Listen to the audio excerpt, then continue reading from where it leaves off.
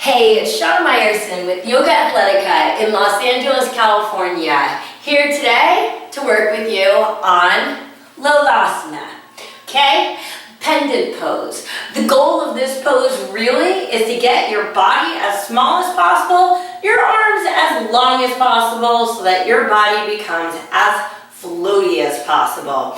We start out on our knees. Good idea to have a couple of blocks. Okay, now on my knees I want to make sure that it's toenail side down, okay, because remember that what we're trying to do is get our body and our legs as high as possible. If my foot is in this direction, it lifts a lot higher than if my foot is in this direction. You see, off the floor, on the floor. So even though I know that everybody likes to have their toes tucked, especially on balances, it seems somehow safer. It's not, but it's also taking you closer to the floor and working against this balance. So, with the toenails down, cross your ankles, and basically just sit down on your feet.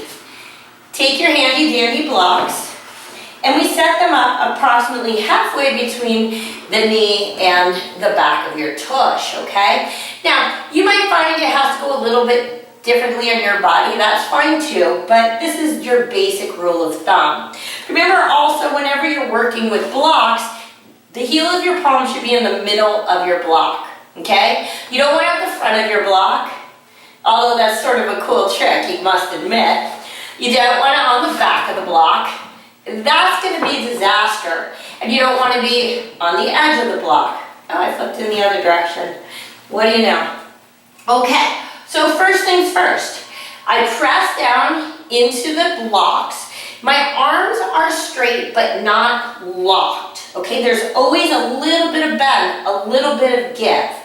Now, why do I want my arms straight? Because I want to be as far off the floor as possible. As my elbows bend, I get lower to the floor.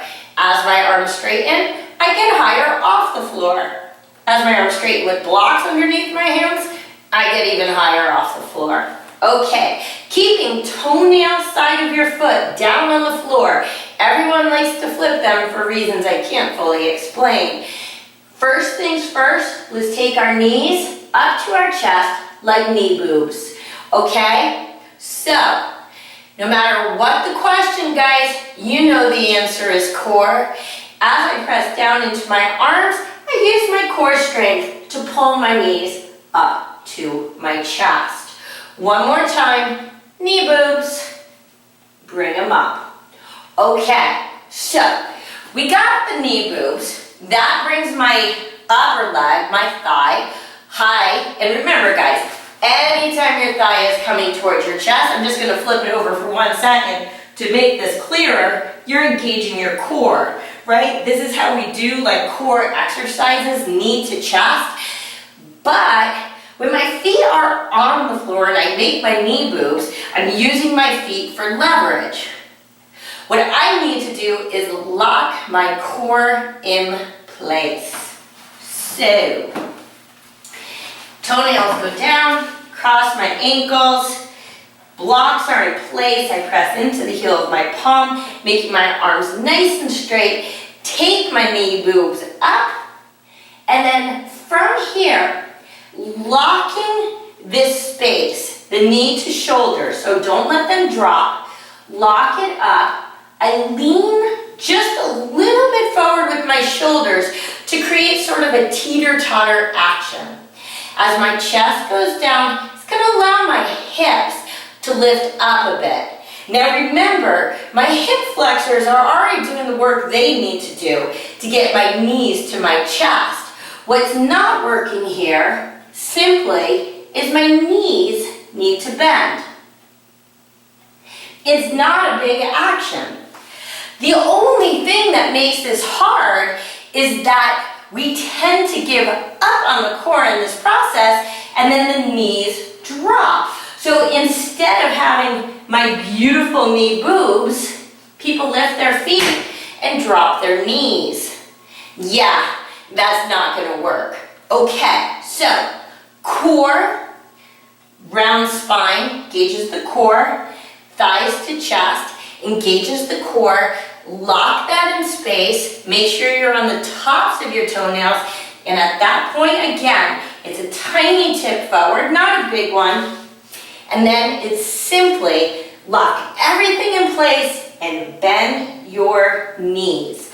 I press into my arms, make my knee boobs, look forward, tip just a little forward, and bend my knees. Now, you see how sort of floaty it is to lift up if I'm moving from the simple action of bend my knee. Now, what did bend my knee do?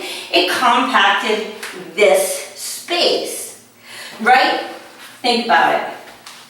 If I have my knee boobs and my feet really close to my tush, look how much longer my arms are than my torso.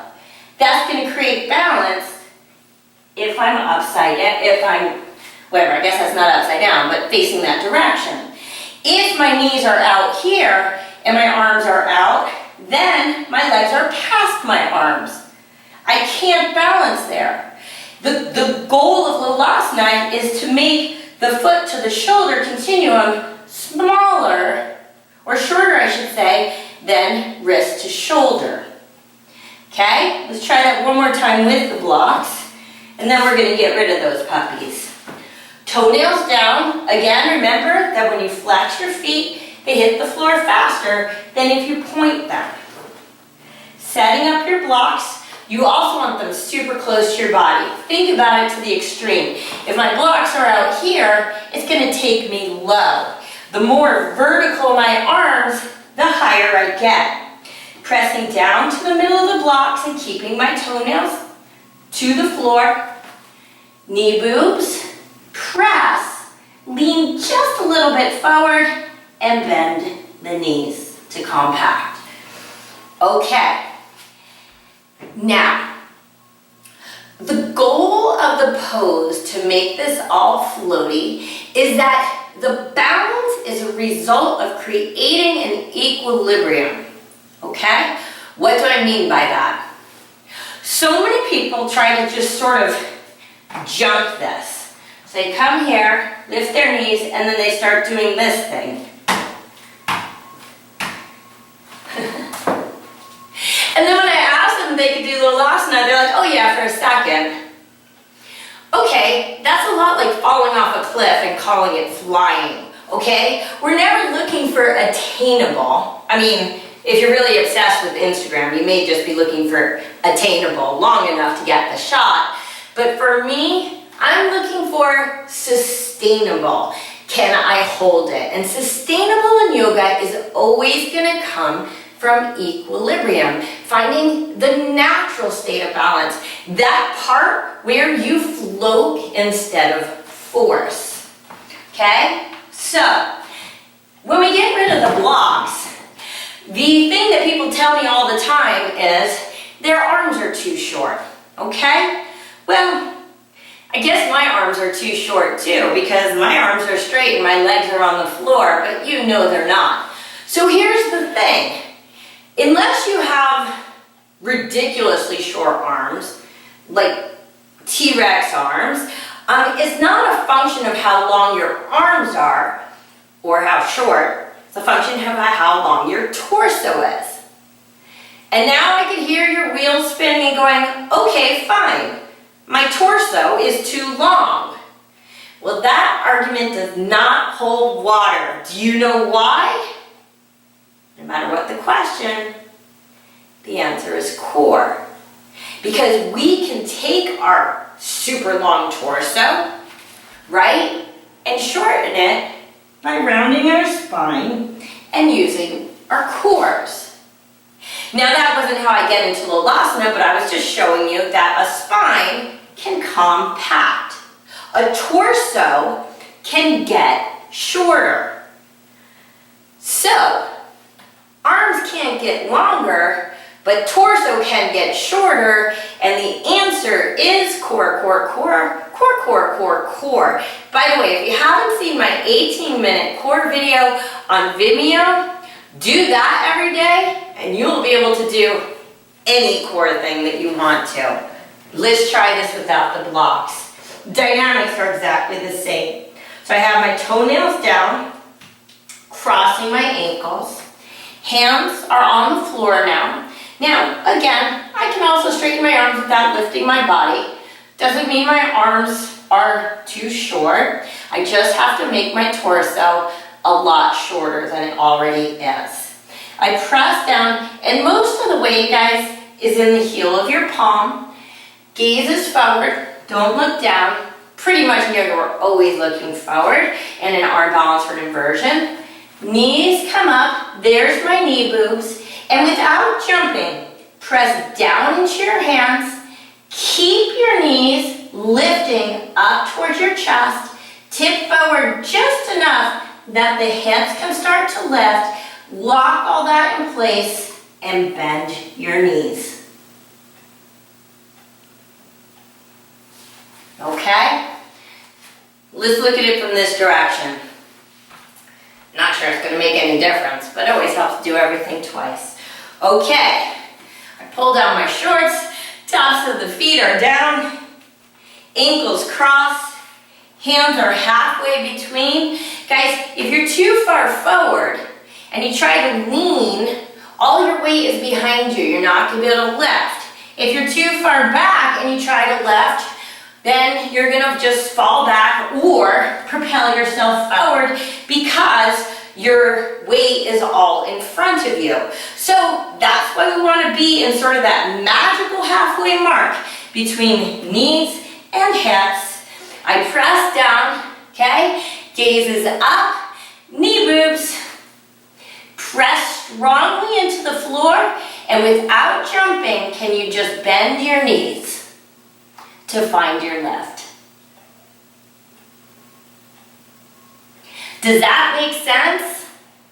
That the smaller my body, the easier it fits into the distance between shoulder and palm. Remember, guys, this practice is a very logical practice. If you can't get off the floor, try again, okay?